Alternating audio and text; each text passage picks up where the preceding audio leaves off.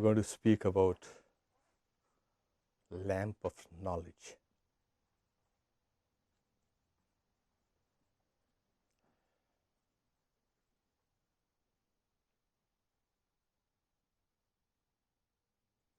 We have seen from the very ancient times, fire has always fascinated the human eye and the brain and the mind. And this fascination is still with us.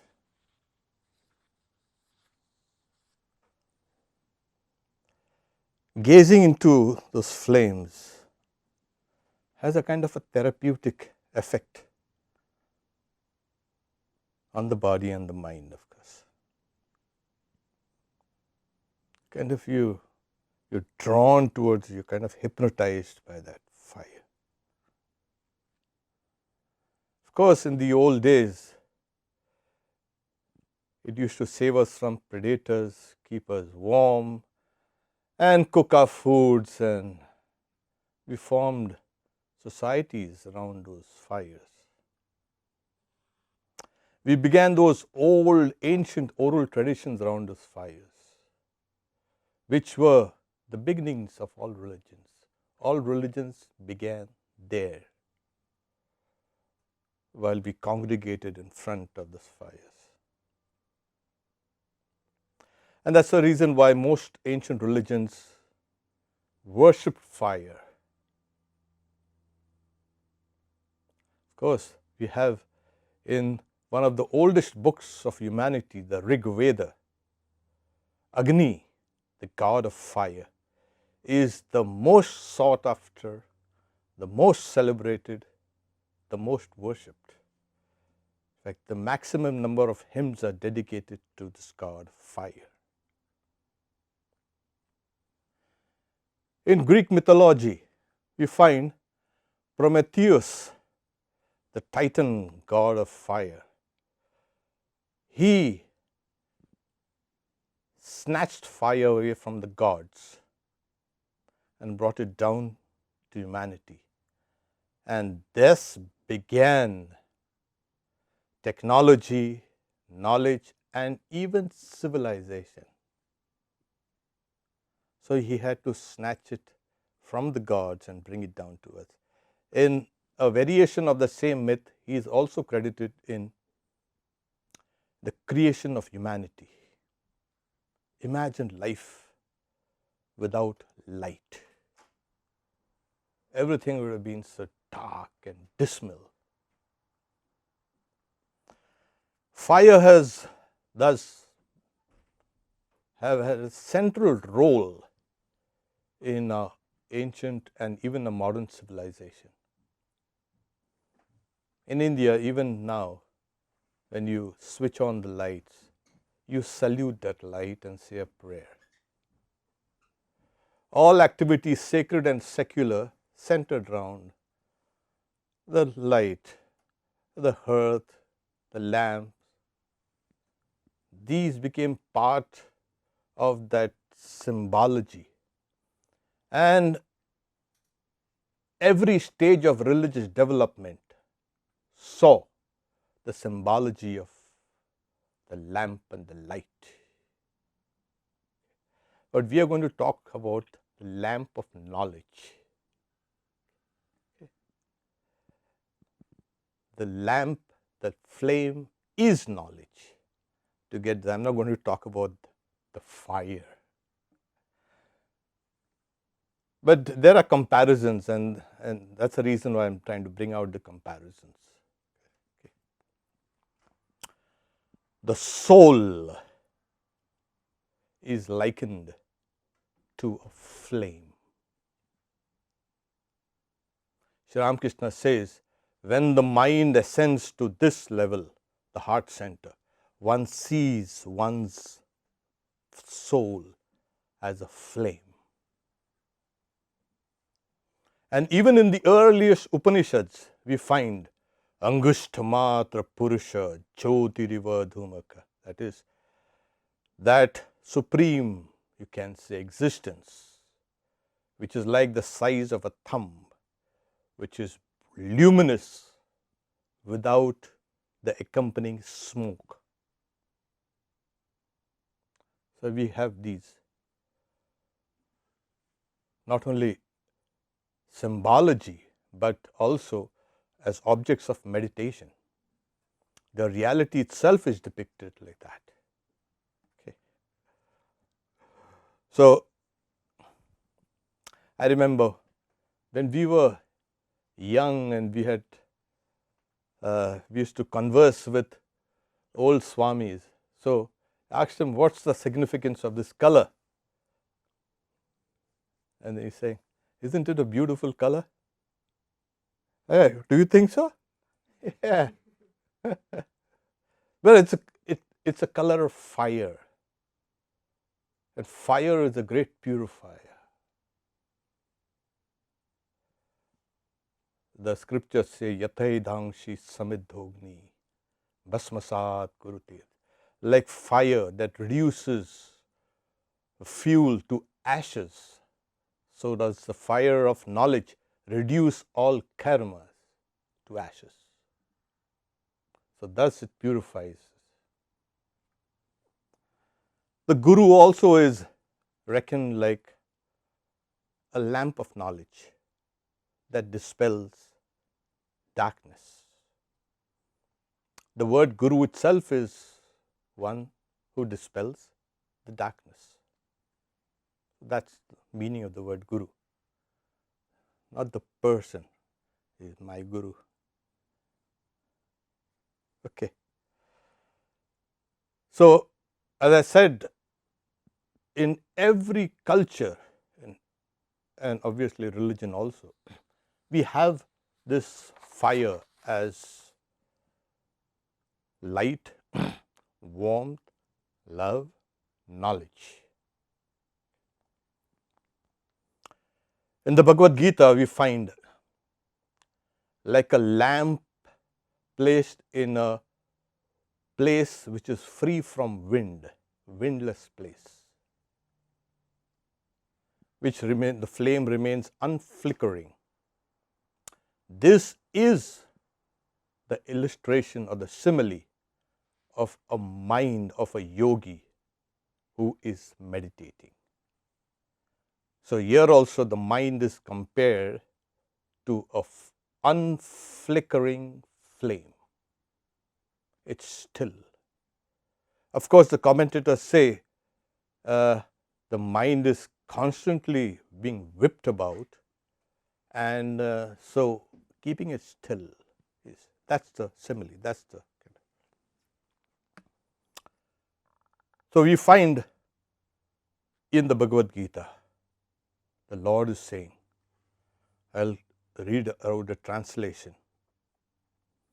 Out of compassion for them alone, I, that is God, residing in their hearts, destroys the darkness born of ignorance with the luminous light of knowledge. Yes, teshameva anukamparta. So we wonder, like, out of compassion for them, the Lord says, I, residing in their hearts, destroys the darkness of ignorance with the luminous lamp of knowledge. This will be the theme. I mean, yeah, I've already covered half of it, but this is the central point where I would like to kind of dwell upon. Now here he says, the Lord says, yeah, I'm residing in their hearts, and out of compassion for them. So we know the Lord is compassionate. But you see people around who are not bothered about a Lord and bothered about luminous lamp of knowledge dispelling darkness, etc., etc. Down the ages, atheism was always there. Atheism is the belief in, or the disbelief. They don't believe in gods and religion and all that. and in a way they have come out to the fore in today's world. There are a lot of people identifying themselves as atheists, for good as well as bad reasons also. But you find that they are attacking. I've seen some of these, you can say, speakers. They always attacking the people's conceptions of God, the beliefs in God. They cannot attack God, of course, which they don't believe. If they would believe, oh, yeah, so that's a fundamental difference. And if you look around, it's natural they'll bring out the best arguments against people, because people are worshipping their beliefs, not God. And these beliefs are a result of culture, civilization, and upbringing, etc. There was a great Swami Ranganathananda. Yes, religion should lead you to science. Science in the sense you need to inquire. As if fire exists in wood, yeah, but you need to rub it in order to bring out the fire. Nobody has done that. Fire is in the wood, fire is in the wood, fire is in the wood. They are just mouthing phrases that they have picked up. So this atheism, of course, they've got some wonderful arguments, and you can learn also from them. And then there are these agnostics. Well, for them, they don't believe in gods and all. They suspend their belief in this God, saying you cannot know. Agnosticism. The word gnosis is actually an old Sanskrit word from jnana, knowledge, all this. So agnosticism is just I don't know, I cannot prove, and they get into skepticism. Of course, there's a skeptic society also, and it's growing very, very fast. And there have always been skeptical people, agnostics, all through. Because if there is a God, yes, where? That is the, they say. And then you'll say, what is God doing? You see, look at this, what's happening around. How can you relate this with that benevolence or compassion? It doesn't gel at all. So, yes. So they believe in material phenomena, saying matter can explain everything that you need to know. So much for agnosticism. And then we have people, they are the believers. They have been brought up to believe in a God. But the problem is they also on the horns of a dilemma. Sometimes they swing from belief to disbelief, from faith to skepticism. Is there a God? What if there is no God? All my hopes and dreams and prayers have been built on this, and it's not there? What am I going to do? So, believers have this problem, these questions. What is the nature of God? Where is God? And what is he doing now? Or she is doing now? That's a better way of putting it. Why is all this trouble and travails and miseries and sufferings? Human life is suffering. Just one big hole of suffering. You have gone into it and you're falling into it deeper and deeper. The more you struggle, the deeper you go inside. So, but then they have heard, yes, My mother and father and my grandfather and grandmothers and all, they have all said, but they believe, but that belief is not strong enough. Sri Ramakrishna used to give an example. If you believe that there is a God, it's like, if a thief is told that there is a bag of gold in the next room, will that thief be able to sleep? He'll try to find out ways how to get to that gold.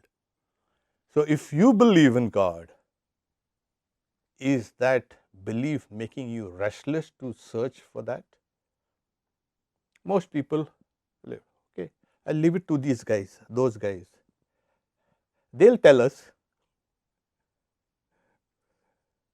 And then there are these elite, the ultra believers. I'm going to speak about them more than the others. Okay. So the nominal believers, okay, yeah, we kind of, these are the people who have dedicated everything to God.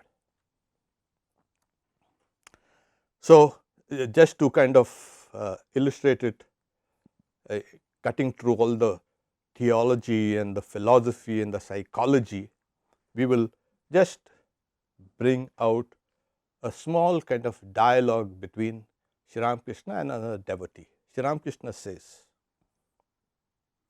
one should think of God. It is not good to forget God. Okay, this much is kind of. But the devotee says, God is, but how less we think of God. So Sri Ramakrishna then he makes a statement that took me by storm when I was very young. Sri Ramakrishna says, one thinks of God through His grace. People say, where is grace? I'm praying for grace. This is grace. Okay. So how do these believers, these ultra, the elite believers, they think of God? Constantly? Well, we've got hundreds of things to do. And then if you're asked to think of God, you've got to think, in terms of a prayer. We generally, a mantra is condensed prayer. So you use a mantra and it's repeated constantly. It is called, you harmonize it with your breath, it's called ajapa japa. Constantly you need to repeat it. But what about the other activities? Ridiculous. It's actually not so. What happens is, you can know everything through that mantra. What? Yes, the mantra itself becomes a lamp of knowledge. You can know everything internal as well as external. Everything? Yes, everything. And then, as you say, through repetition of prayers, meditation, that prayer becomes awakened, a mantra becomes awakened. It's called mantra chaitanya. It becomes alive. You can see, you can do your work, you can think, you can talk, you can do everything through that light. This is what Sri Ramakrishna says, one must constantly think of God. It's not good to forget God. Well, it's a difficult proposition, but wait, let me kind of go a little down and we can go into the dynamics of this. The argument comes that, well, if you keep on thinking, you'll neglect everything else. In a way, yeah. I've got to do this, and then there are people who are criticized because they are too religious. Why? Because they are neglecting their duties. They are irresponsible. They've got to do this and that, and yet keeping quiet and muttering the name of God. Sitting quiet. What's that? And in today's world, you stupid guy, get out, go out and work. What are you doing there sitting down there like? But the prayer, the mantra itself is so dynamic, it won't make you irresponsible. You will do all your works through that. So there is a conversation in Sri Ramakrishna's, you can say, gospel. So he says, Shivanath, there was another member of the Brahmo Samaj. There is a kind of a organization. Say, if you think too much of God, you lose your head. Yeah, and that is actually, that's an argument, but the guy lost his head. He lost his mind. He's thinking about God. So Sri Ramakrishna says, well, you guys, you are thinking of gross things. That is, this world appears gross. It's called jada. And you are all okay. I am thinking of God who is the source of consciousness, and I am getting unconscious. It's not possible. God is the, you can say, he's saying, the source of intelligence, consciousness, eternity, purity. My head has gone wrong, and you guys are thinking of material objects, and your head is right. So he's saying, Sri Ramakrishna continues saying that, saying it is God's intelligence that makes everything intelligent. Everything. It's God's consciousness that makes everything conscious. So when we are thinking constantly about God, you are in a way merging your consciousness into that greater consciousness. In fact, these are the people who are most natural and normal. Everyone else is running after this and that. And Swami Vivekananda, one of the first questions he asked Sri Ramakrishna was, yeah, have you seen God? So he said, yes. So he wasn't expecting that answer. Then Sri Ramakrishna says, people weep a jug full of tears for wife and children and this and that, etc., etc. But who weeps for God? This is what is the takeaway from this passage. So he told Shivanath, okay, I'm thinking of consciousness and I'm become unconscious. You guys are thinking of material objects and you are all conscious. So this is one lesson from here. Sri Ramakrishna then says, one who thinks of God day and night beholds him everywhere. Yes, one who thinks of God day and night beholds God everywhere.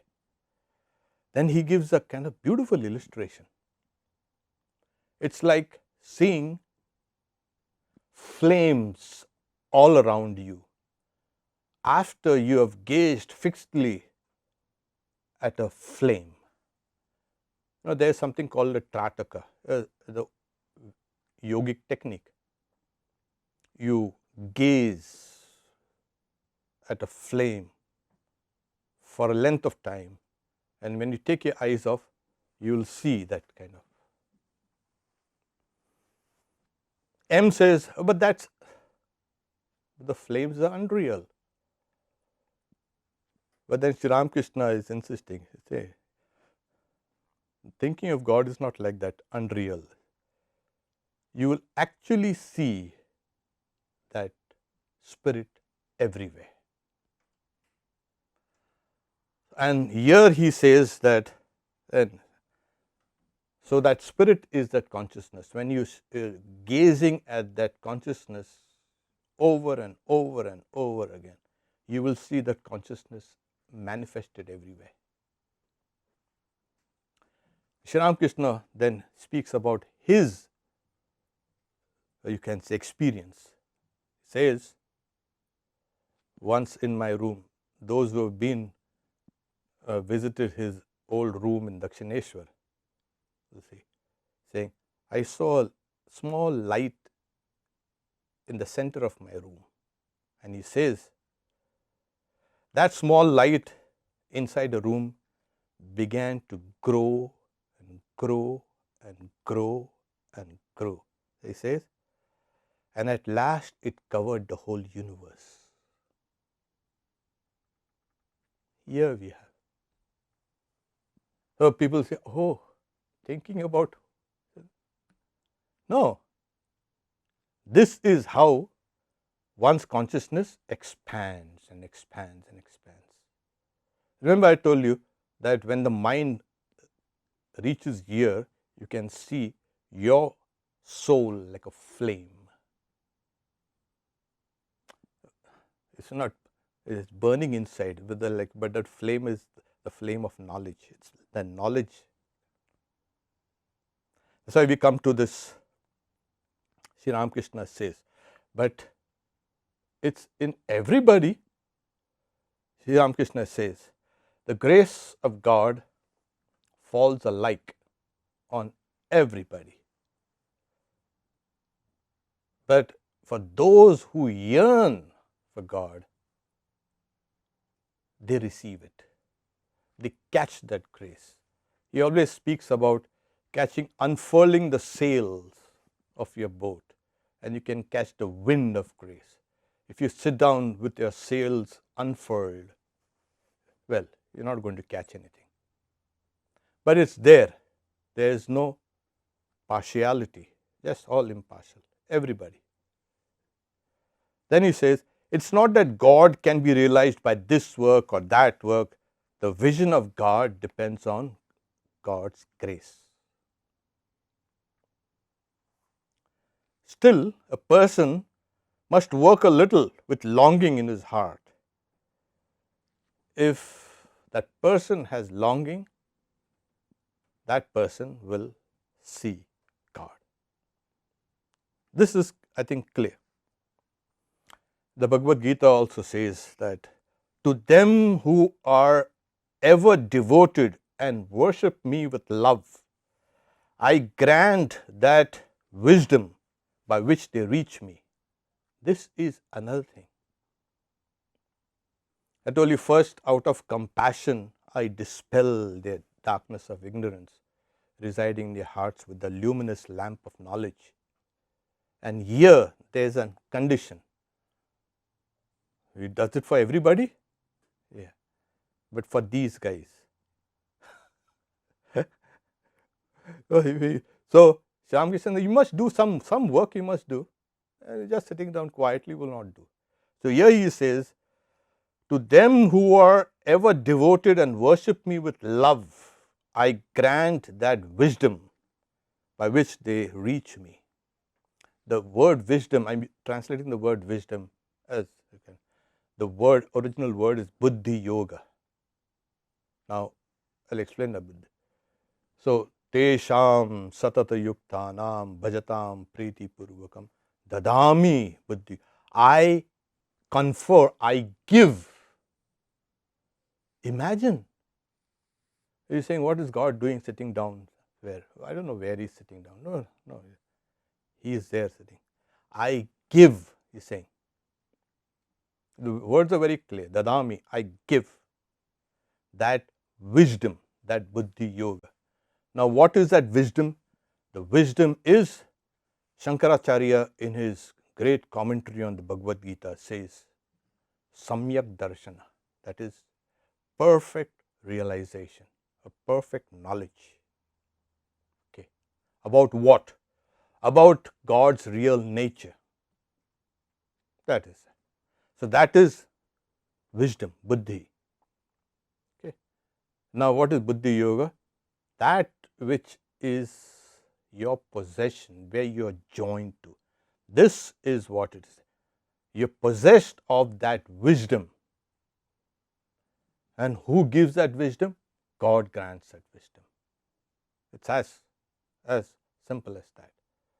Because you know what happens? We have the idea of God is far away and distant from us. And this has been the biggest theological quandary. How are we connected? Oh, your child, he's created this, created that. Yeah, you are his creature, his creature. In India, what we did, we bought that God from wherever he was outside and dragged him inside. Stay out here. Don't go anywhere out. If you go out, I'm dead. So it's here. And this is what Vedanta repeatedly keeps on insisting. You're looking for truth, you'll never find it outside, because the senses and the mind constantly delude you. Look within and you will find that truth or existence, whatever you like to name it.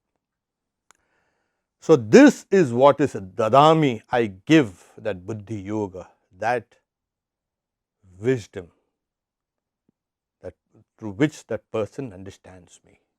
It's one of those huge, you can say, very hugely, you can say, profound words. Some of the words in the Bhagavad Gita are tremendously. So this is buddhi yoga. Okay, God, he grants out of compassion to those who are striving. That has to be made, because I've spoken about atheism and agnosticism and nominal believers, but those who step away from that and then they come here. This is what I want to know. When you know the one, you will know the many. That's the principle of Vedanta. When you know the one reality, you'll know the reality that is spread out all over. So these people with their, and the Lord explains beautifully. So he says, with their minds fixed on me, with their lives dedicated to me, enlightening each other and always speaking of me, they derive satisfaction and rejoice. So it's a beautiful verse. Madchitta madgata prana bodhayanta parasparam katayantashamam nityam tushyanti cha ramanti. This is how do you people derive satisfaction, happiness? What is there? Is there any satisfaction in this chair, on this table, or this? There's only satisfaction in consciousness. And God is the source of all consciousness. So in Vedanta, they speak of something just to kind of make us understand the principle of Vedanta. They say there are threefold divisions in everything we do, in every cognition: the knower, the object, and the process of knowledge. When you see this, you immediately, what do you see? You see this, but that derivative is knowledge. You know. I know this. I see that. What do you mean see that? I know that. So we are kind of aware of that. Yeah, I am the subject. That is the object. I know that object. I hear that object. I touch that object. I smell that object. I can see that object. Yeah. So there is a kind of a distinction.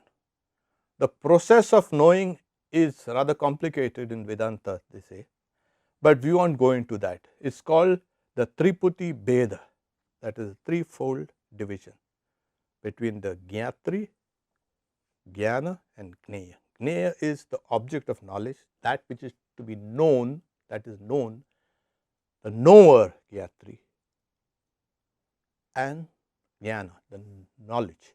So these are the three things that are constantly unified. Unified where?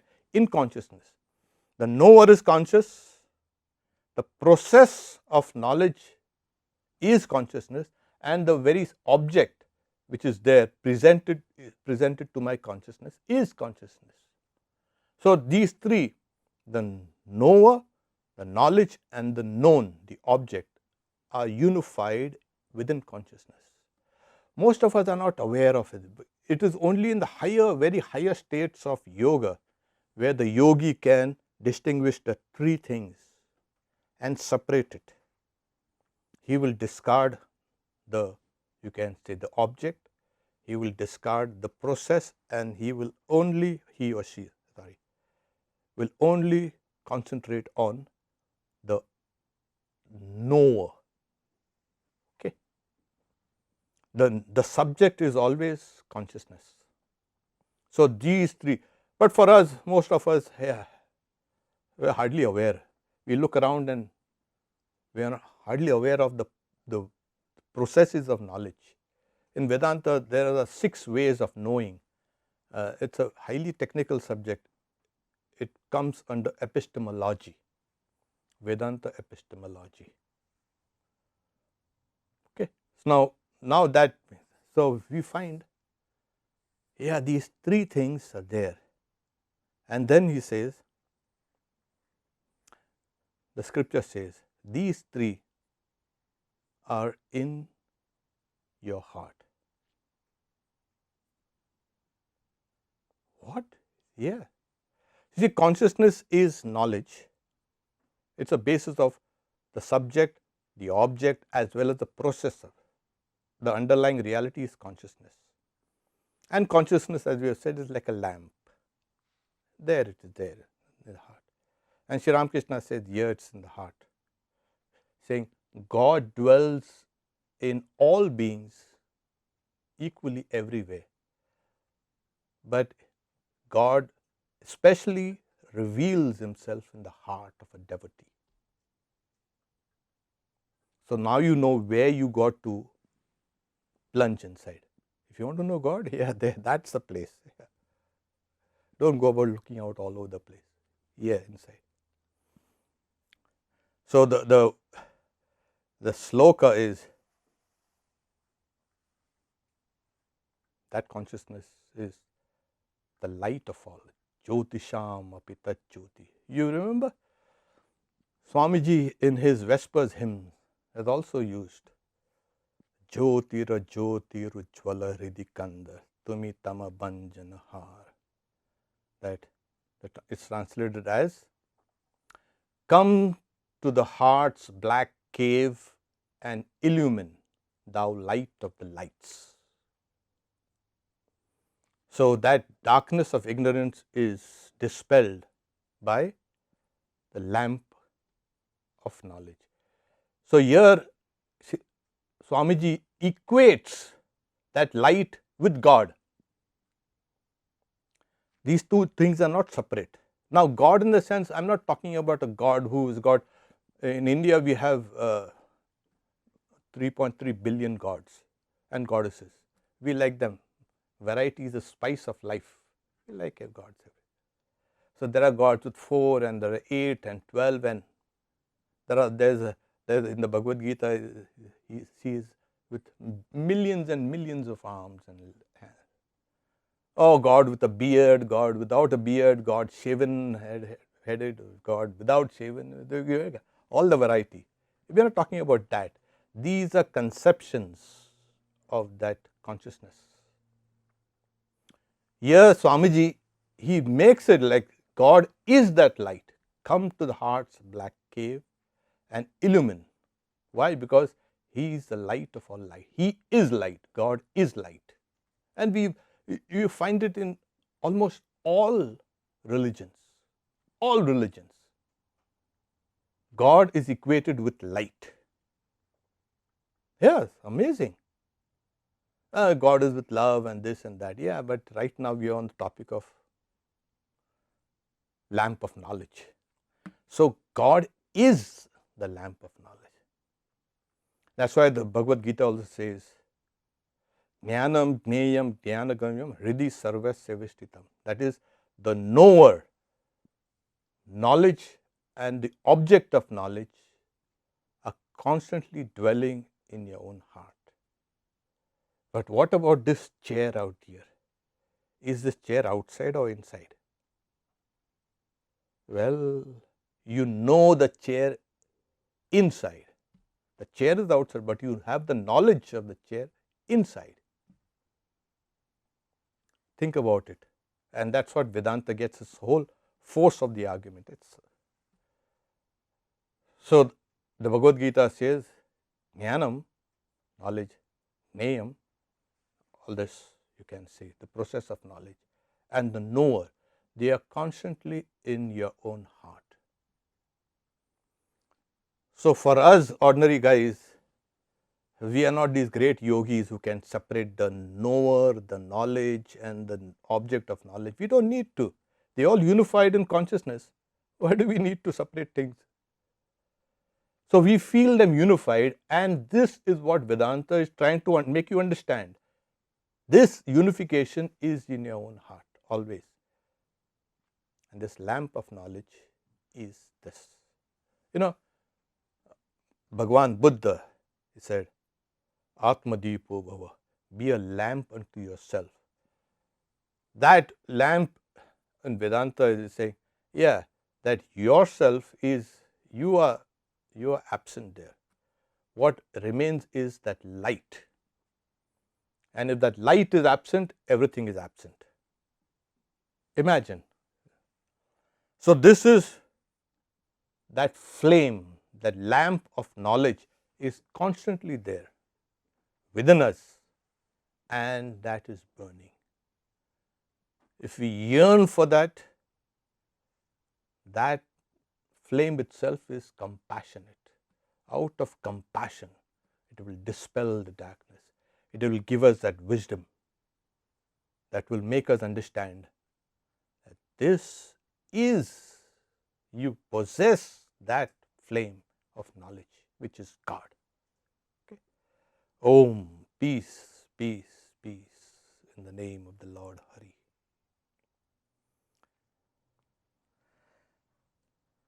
Okay, the next question is, Swami, please repeat the prayer, come to the heart's black cave. Yeah, that's it. Jyotira Jyotiru Jvala Hridikanda Tumitava Bhanjanaha. Come to the heart's black cave and illumine, thou light of the lights.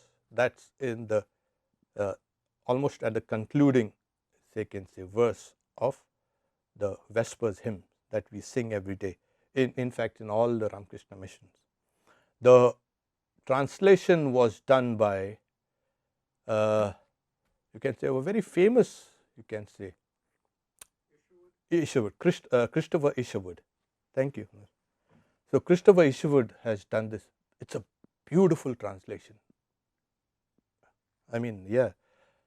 And Swami Prabhavananda. Hello, Maharaj. Where in the Gita is the what you are quoting from? I'm quoting from the 10th chapter. From the 10th chapter, 9, 10th, 11th verses. Okay. Inside, is the truth inside not impacted by social context that are outside? And how can you manage the tension when the outer forces oppose the inner truth? Is the truth inside not impacted by social context that are outside? If truth is impacted, it's not a truth. Obviously, if it is true, truth is not going to get impacted. So, Swami Vivekananda's one great, you can say, saying is, truth does not pay homage to society, ancient or modern. Society has to pay homage to truth or die. That's what he says. So, build your life on this truth. And as the Mahabharata says, this truth, if you serve truth, this truth will protect you. Try it out. Oh yeah. If you serve truth, The truth will protect you. Okay. So much for the questions from the online. Now, yeah. Wait. Kulkarni asked me first. So, Swamiji, you were saying earlier sometimes we flip flop between belief and disbelief. So, how do we stand on the belief? So, the question is, we swing from belief to disbelief, and that is kind of our mind is like a pendulum, runs between, and how to strengthen the belief. So, have you fallen in love? Looking at you, yeah, who hasn't fallen in love? You keep on thinking about that person in everything you do. That's the way to love God. That's the way to strengthen belief. Constantly repeating the name of God, thinking of the glories, that love. Swami Vivekananda says, the more you love, the more you know. The more you know, the more you love. So, it's always linked. So, read about divinity, so you will get to know, oh, this is, you keep on loving it. Okay. So, the question is, how can one think of God continuously? Suppose when you are trying to send an email, are you thinking of God during that time or sending an email? You are sending an email to God. But yes, that is the conflict, and I went through that for a long time, don't worry. So, like I said, as you repeat or you keep on thinking of God or the mantra constantly, that first is conscious repetition.